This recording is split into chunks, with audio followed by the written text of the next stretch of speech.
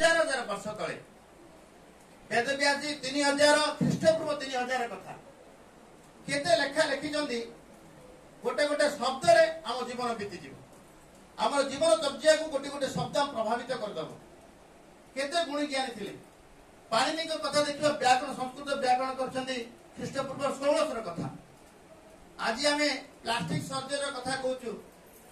आम केते माने सुश्रुत प्लास्टिक सर्जरी से फादर थिले जेतेले शिव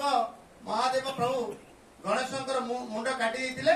सेते प्लास्टिक सर्जरी आवश्यक थिला प्लास्टिक सर्जरी करी हाथीर मुंड लगैथिले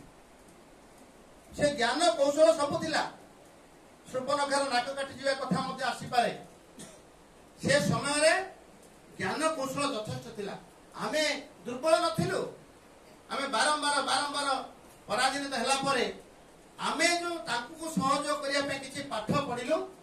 आ से पाठ पढिया द्वारा इंग्रेजी कहबा को मध्य इंग्रेजी कहले समाज प्रभावित हबो इंग्रेजी कहले सुनुथबा लोकटा प्रभावित हो आज भी से रोग अछि आमे ओडिया कहि देला असुविधा